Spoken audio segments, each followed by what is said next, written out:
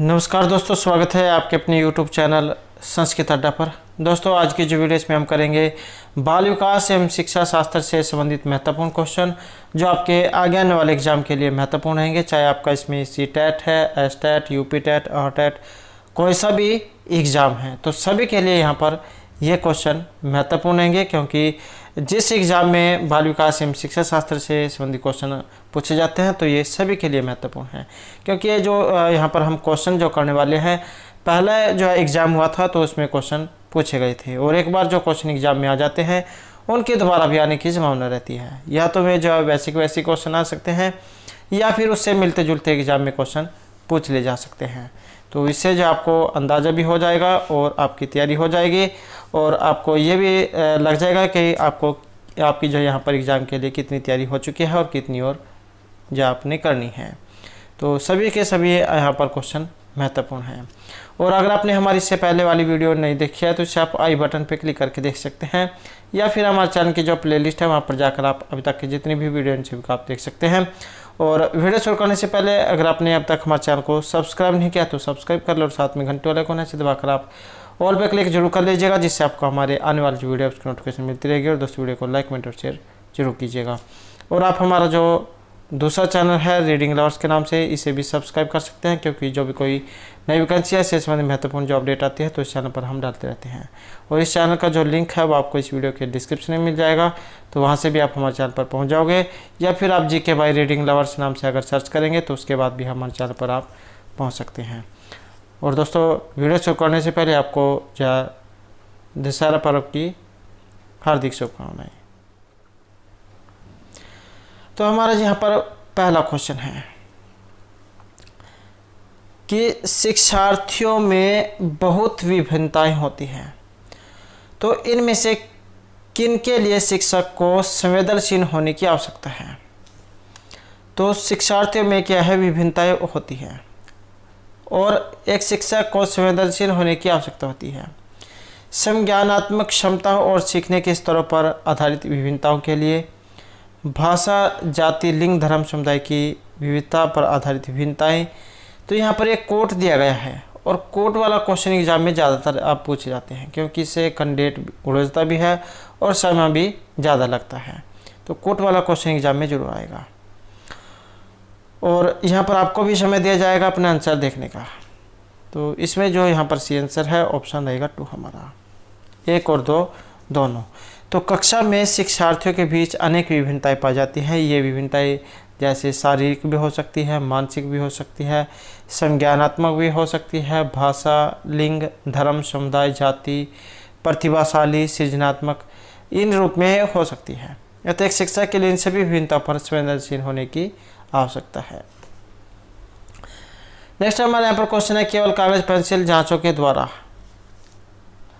समग्र मूल्यांकन को सुविधा प्रदान करता है, निरंतर मूल्यांकन को सुविधा प्रदान करता है, सकल आकलन को बढ़ावा देता है, या आकलन को सीमित कर देता है। तो केवल कागज पेंसिल जांच के द्वारा होने वाला आकलन, और यह है ऑप्शन 4 में, यह क्या करेगा, आकलन को सीमित कर देता है।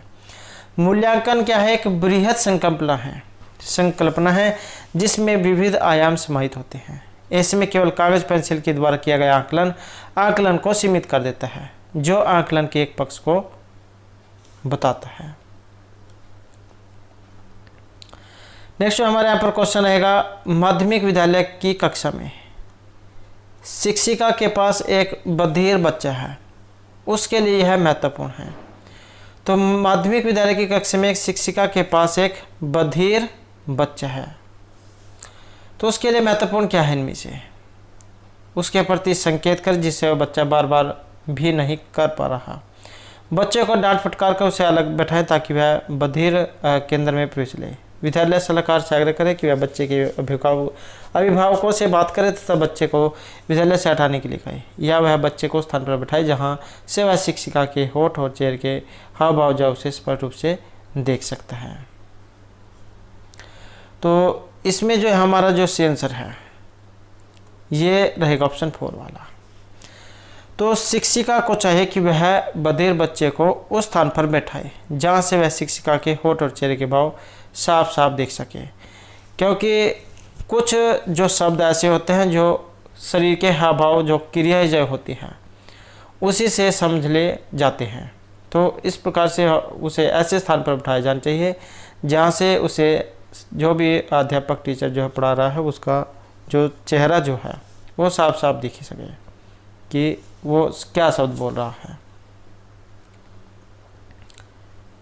नेक्स्ट है हमारा यहाँ पर, एक शिक्षक समाज के वंचित वर्ग के बच्चों की आवश्यकताओं को प्रभावपूर्ण तरीके से पूरा कर सकता है।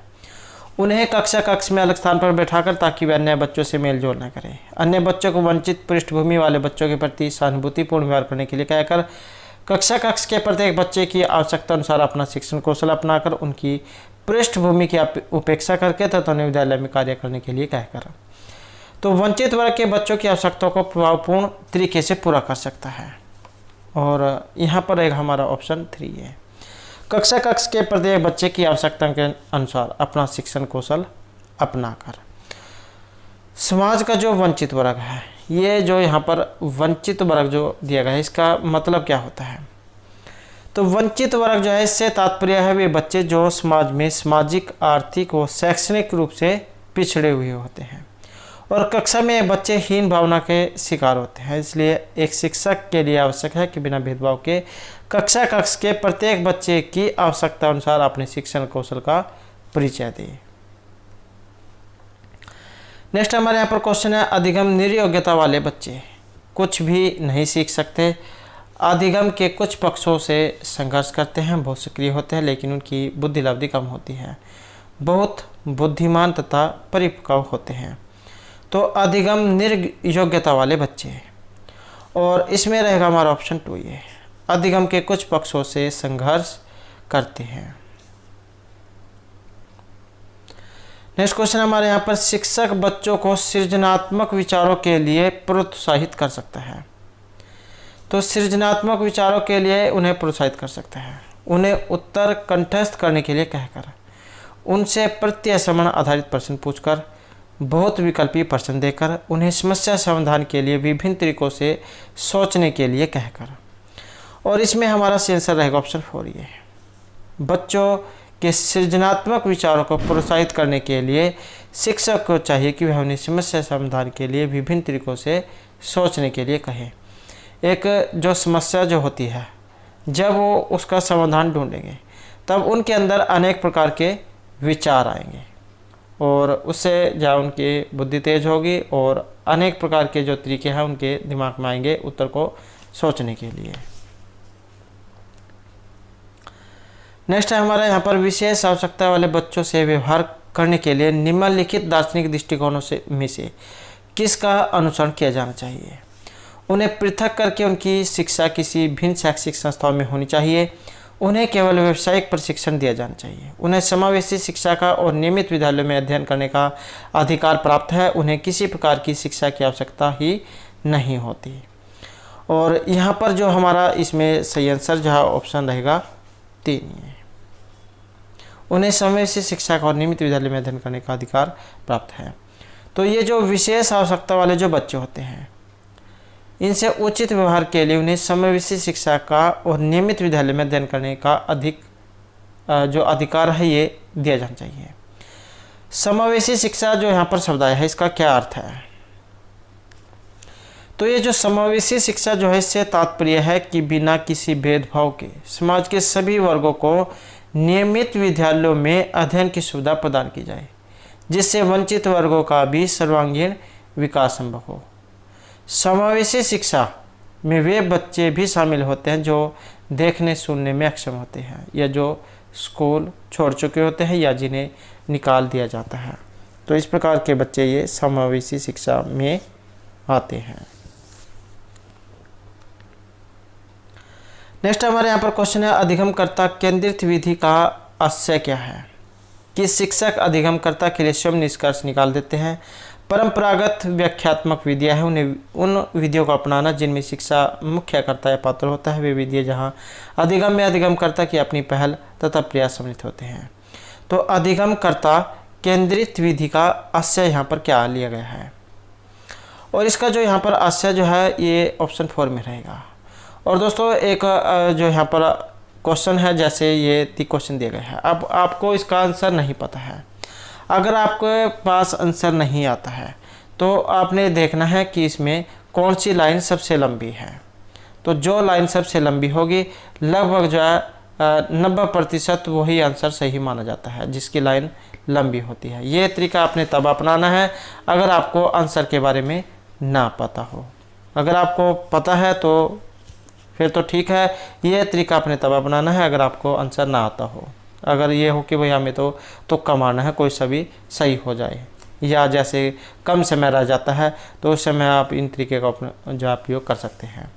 तो यहाँ पर जो ऑप्शन 4 लिया गया है कि वे विधियाँ जहाँ अधिगम में अधिगमकर्ता की अपनी पहल तथा प्रयास जो है ये सम्मिलित होते हैं। नेक्स्ट क्वेश्चन हमारे यहाँ पर निम्नलिखित में से कौन सा एक सीखने के लिए प्रमुख है। तो सीखने के लिए यहाँ पर प्रमुख कौन सा होना चाहिए? अनुबंधन, रटकर याद करना, अनुकरण या अर्थ निर्माण करना। तो यहाँ पर सीखना जो है, इसका जो अर्थ है ये अर्थ निर्माण करने से यहाँ पर लिया गया है। अर्थ निर्माण सीखने का एक वैज्ञानिक तरीका है। अनुबंधन, रटकर याद करना या अनुकरण सीखने के अवैज्ञानिक तरीके यहाँ पर बताए गए हैं। तो अर्थ निर्माण ये यहाँ पर सीखने का वैज्ञानिक तरीका बताया गया है। नेक्स्ट हमारे यहाँ पर क्वेश्चन, जीन पियाजे तथा लेव वाइगोत्स्की के अनुसार एक रचनात्मक कक्षा कक्ष में अधिगम शिक्षक द्वारा लिखवाया जाता है तथा विद्यार्थी निष्क्रिय प्राप्त करता होते हैं। उद्दीपक और अनुक्रिया के जोड़ से होते हैं। शिक्षक द्वारा पुनः बुलंद किया जाता है। शिक्षार्थियों के द्वारा स्वयं सृजित किया जाता है जो एक सक्रिय भूमिका निभाते हैं। तो जीन पियाजे और लेव वाइगोत्स्की के अनुसार एक रचनात्मक कक्षा कक्ष में अधिगम, और यहाँ पर है ऑप्शन 4 हमारा, शिक्षार्थियों के द्वारा स्वयं सृजित किया जाता है जो एक सक्रिय भूमिका निभाते हैं।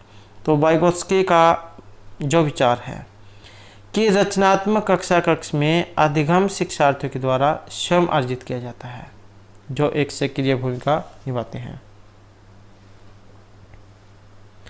नेक्स्ट हमारे यहाँ पर जो क्वेश्चन रहेगा, निम्नलिखित में से कौन सा आधारभूत सहायता का एक अच्छा उदाहरण है जिसका अर्थ है कि समस्या समाधान को तब तक सिखाना जब तक शिक्षार्थी स्वयं न कर सके, उसे आधा समाधान किया करके उदाहरण उपलब्ध करवाना। उसे कहना कि जब तक वह समस्या का समाधान नहीं कर लेता तब तक घर नहीं जा सकता। समस्या का समाधान जल्दी देने के लिए पुरस्कार देना, या उसे यह बताना कि वह बार बार प्रयास करके उसको कर सकता है। और इसमें जो हमारा सी आंसर है ऑप्शन 4 रहेगा कि बार बार प्रयास। आप ये जो यहाँ पर अगर आप कोई काम जब पहली बार करते हैं तो उसमें जा गलती भी ज़्यादा होती है, लेकिन जैसे जैसे आप उस काम को जा करना करते हैं तो गलतियाँ जो है वो भी होनी कम हो जाती है। और एक समय ऐसा भी आता है जब आपकी एक भी गलती उसमें नहीं होती और आप उसे सीख जाते हैं। जिस प्रकार जो यहाँ पर टाइपिंग जो है उसका उदाहरण दिया जाता है। टाइपिंग जो है जब आप शुरू में सीखते हैं तो आपको समय भी लगता है, गलतियाँ भी करते हैं, लेकिन जैसे जैसे आप उसका प्रयास करते हैं तब आप टाइपिंग अंधेरा जो होता है अंधेरे में भी कर सकते हैं बिना देखे। तो इस प्रकार से यहाँ पर ये कहा गया है।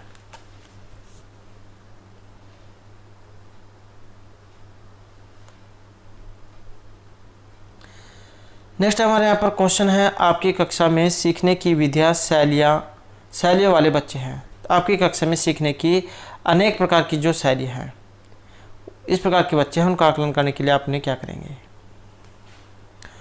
और इसमें जो हमारा सी आंसर है ऑप्शन रहेगा एक ही कि विविध प्रकार के कार्य और परीक्षण देंगे। तो कक्षा में अनेक विभिन्नता वाले बच्चे होते हैं, उनके सीखने की विधियाँ भी अलग अलग होती हैं। कुछ प्रतिभाशाली होते हैं, कुछ मंदबुद्धि वाले, और उनके आकलन के लिए आवश्यक है कि उन्हें अनेक प्रकार के कार्य एवं परीक्षण दिए जाएं। इससे आसानी से विविधतापूर्ण शैलियों वाले बच्चे का आकलन हो जाता है। तो उनके अलग अलग काम दिए जाने चाहिए जिससे उनके बारे में पता लग जाए। नेक्स्ट हमारे यहाँ पर क्वेश्चन है, आजकल बच्चों की गलत धारणाओं को वैकल्पिक धारणाएं कहने की एक प्रवृत्ति है। इसे कहा जा सकता है। बच्चों की गलतियों की व्याख्या के लिए मनोहारी शब्दों का उपयोग करना, बच्चों को उनके सोच में प्रौढ़ों के समान मानना, बच्चों की समझ में सूक्ष्म भेद करना और उनका अपने सीखने के प्रति निष्क्रिय रहना। पहचाना कि बच्चे सोच सकते हैं और उनकी सोच प्रौढ़ों से भिन्न होती है। और इसमें हमारा जो आंसर ऑप्शन 4 रहेगा। पहचाना कि बच्चे सोच सकते हैं और उनकी सोच प्रौढ़ों से भिन्न होती है। तो बच्चों की गलत धारणाओं को वर्तमान में वैकल्पिक धारणाएं कहने की प्रवृत्ति प्रचलन में है। वैकल्पिक धारणाएं कहने का तात्पर्य है कि यह पहचाना कि बच्चों की अपनी एक अलग पहचान, एक अलग सोच हो सकती है जो प्रौढ़ों की सोच से अलग भी हो सकती है। नेक्स्ट हमारे यहाँ पर क्वेश्चन है, निम्नलिखित में से कौन सा एक माध्यमिक विद्यालय की कक्ष में शिक्षक की भूमिका का सर्वोत्तम उचित वर्णन करता है। तो इनमें से कौन सा है जो एक माध्यमिक विद्यालय की कक्षा में शिक्षक की भूमिकाओं का सर्वोत्तम और उचित वर्णन करेगा। चर्चाओं के अवसर उपलब्ध कराना, प्रथम स्थान के लिए शिक्षक को आपस में प्रतिस्पर्धा के लिए बढ़ावा देना, बहु परिप्रेक्ष्य को निरुत्साहित करना तथा एक आयामी परिप्रेक्ष्य पर केंद्रीभूत होना, व्याख्यान देने के लिए पावर पॉइंट प्रेजेंटेशन का प्रयोग करना। और इसमें जो यहाँ पर एक ऑप्शन एक ही है, चर्चाओं के अवसर उपलब्ध करना। तो माध्यमिक जो विद्यालय है इसकी कक्षा में यह आवश्यक है कि शिक्षक की भूमिका चर्चाओं के अवसर उपलब्ध कराने की हो। बच्चे जो होते हैं उनके साथ चर्चा जो होती है वो जरूर होनी चाहिए, या फिर आप कह सकते हैं कि अंताक्षरी होगी, जैसे क्वेश्चन की होगी, आंसरों की होगी। तो इस प्रकार से जो बच्चा है जो है उनका शब्द भंडार जो है वो भी बढ़ता है। और तो ये जो है जरूर होनी चाहिए। नेक्स्ट है यहाँ पर अभिप्रेरणा और अधिगम के बारे में निम्नलिखित में से कौन सा एक कथन सही है। अधिगम केवल तभी प्रभावी होता है जब विद्यार्थियों में भीतरी प्रेरणा हो, सीखने की अंतर्निहित इच्छा हो। अधिगम केवल तभी प्रभावी होता है जब शिक्षार्थी बाहरी रूप से प्रेरित हो, बाहरी कारणों से प्रेरित हो। अधिगम में प्रेरणा की कोई भूमिका नहीं होती है। अधिगम केवल तभी प्रभावी होता है जब शिक्षार्थी बाहरी पुरस्कारों का उपयोग करने से प्रेरित हो। तो अभिप्रेरणा और अधिगम के बारे में जो यहाँ पर एक कथन सही माना गया है तो ऑप्शन 1 रहेगा।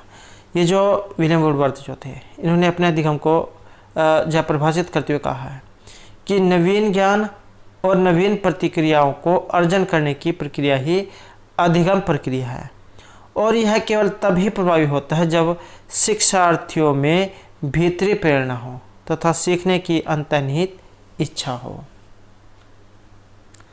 नेक्स्ट हमारे यहाँ पर क्वेश्चन रहेगा, सीखने के बारे में निम्नलिखित कथनों में से कौन सा एक सत्य है। सीखना कौशलों के संचय के समान है, सीखने को सामाजिक क्रियाएं सुविधा देती हैं, सीखना एक निष्क्रिय ग्रहणशील प्रक्रिया है, सीखना शिक्षार्थी के पूर्व ज्ञान पर आधारित नहीं है। तो सीखने के बारे में इन कथनों में से एक सही है, और सही वाला जो है ऑप्शन 2 रहेगा। सीखने की सामाजिक क्रियाएं सुविधा देती है। तो सीखना एक सतत प्रक्रिया है। सीखने में अनेक तत्व सहायक होते हैं। शिक्षण संस्थान, सोशल मीडिया, समाचार पत्र आदि का निर्माण में प्रमुखता से दिया जा सकता है। समाज में घटित होने वाली घटनाएं एवं क्रियाएं भी सीखने की सुविधा प्रदान करती हैं। नेक्स्ट हमारे यहाँ पर क्वेश्चन रहेगा, निम्नलिखित में से कौन सी एक महत्वपूर्ण गतिविधि बच्चों को सीखने के लिए सक्षम बनाती है। तो एक महत्वपूर्ण गतिविधि है जो बच्चों को सीखने के लिए सक्षम बनाती है, व्याख्यान, निर्देश, पुरस्कार या संवाद। और यह है संवाद।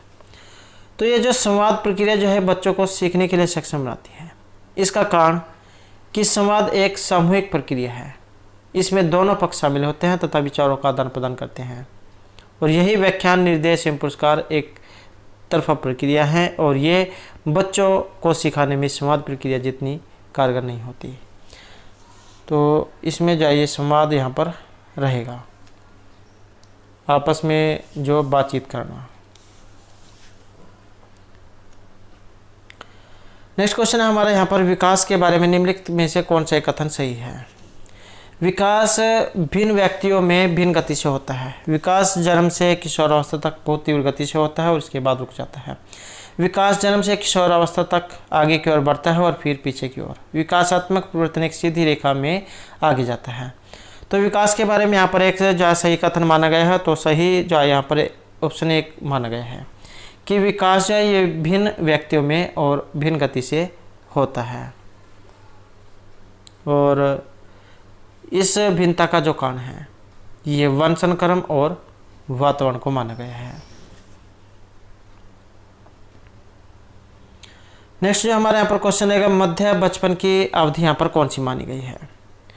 2 वर्ष से 6 वर्ष की, 6 से 11, 10 वर्ष के बाद की, या जन्म से 2 वर्ष की।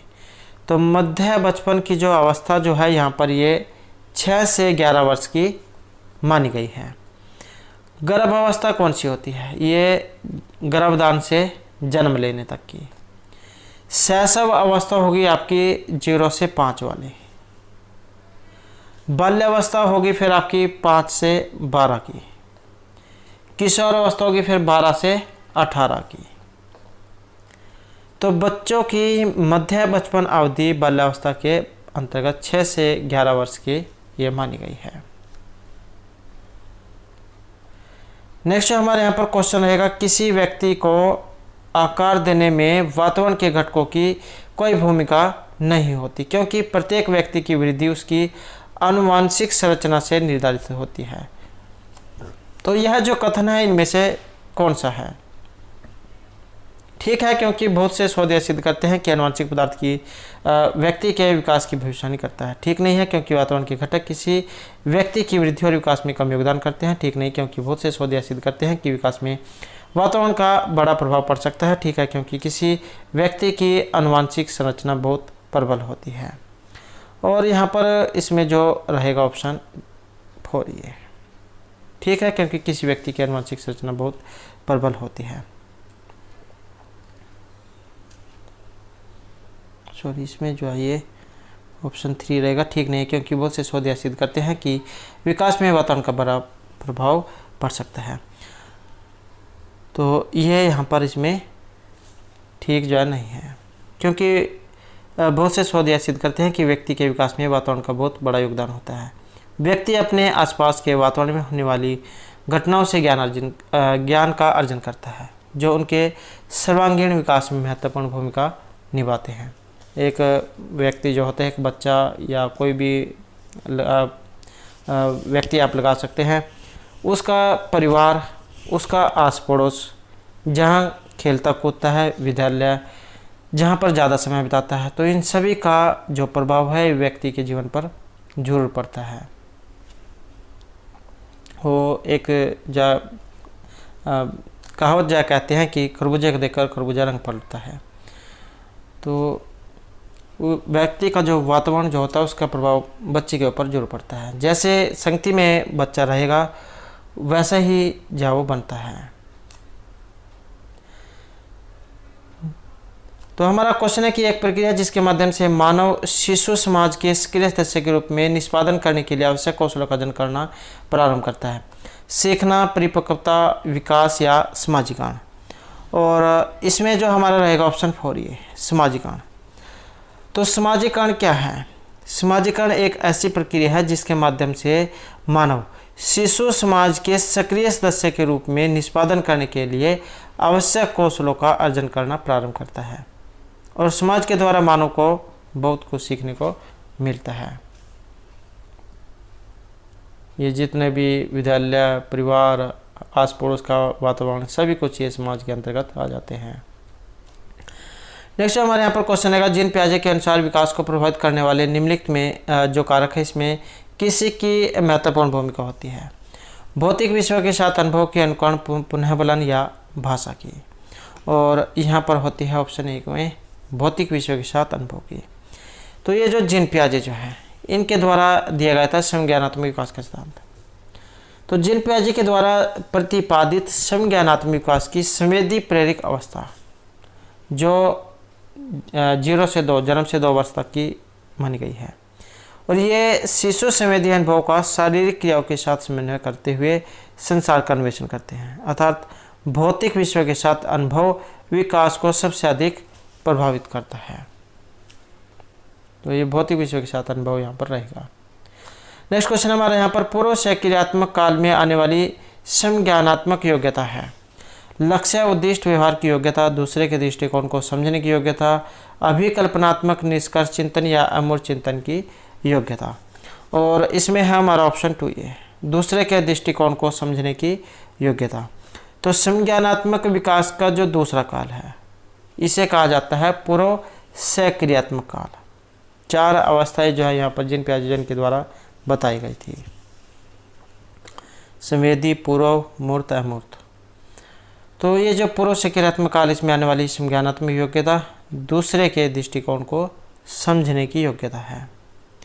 और संज्ञानात्मक विकास का जो दूसरा काल है ये पूर्व सक्रियात्मक काल में बालक स्व केंद्रित न होकर दूसरे के संपर्क से ज्ञान का अर्जन करता है, अर्थात उसमें दूसरों के दृष्टिकोण को समझने की योग्यता का विकास हो जाता है। नेक्स्ट जो हमारे यहाँ पर क्वेश्चन है, निम्नलिखित में से किस एक जोड़े का मिलान यहाँ पर ठीक हुआ है? तो सही जो यह बताना है और सही यहाँ पर ऑप्शन रहेगा एक वाला, अच्छा लड़का व अच्छी लड़की अभिविन्यास अच्छा बनकर कोई स्वीकृति प्रदान करते हैं। तो ये यहाँ पर ठीक इसमें माना गया है।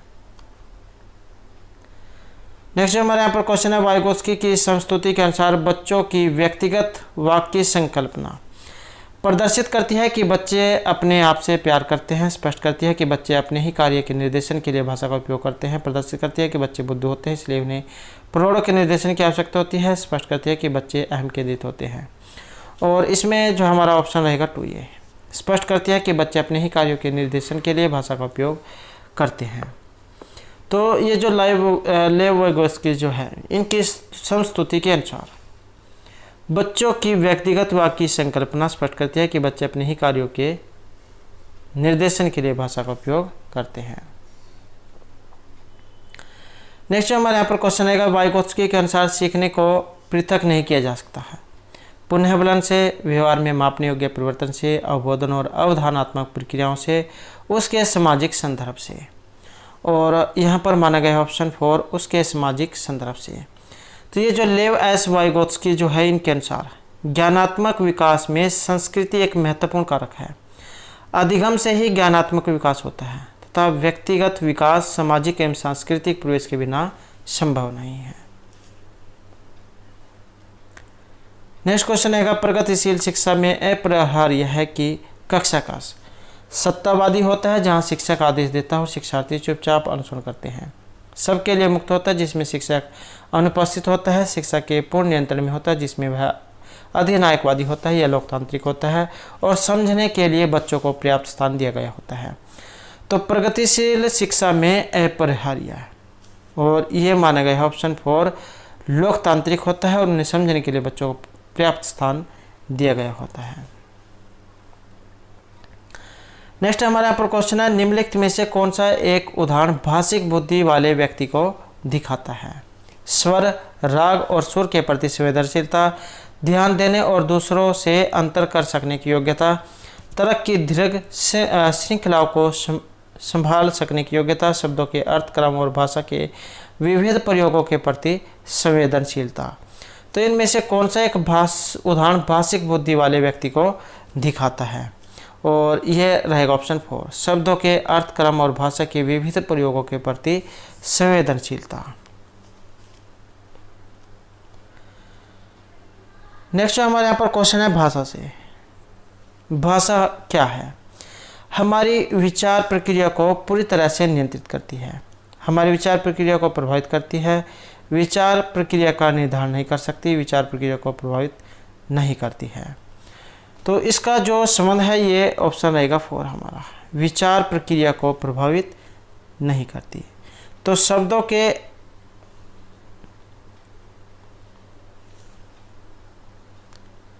तो इसमें जो हमारा यहाँ पर आंसर जो ऑप्शन ये 2 को माना गया है, हमारी विचार प्रक्रिया जो है इसे प्रभावित करती है भाषा।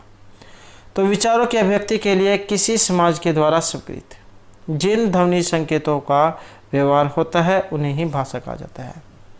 और भाषा क्या है? हमारी विचार प्रक्रिया को प्रभावित करती है।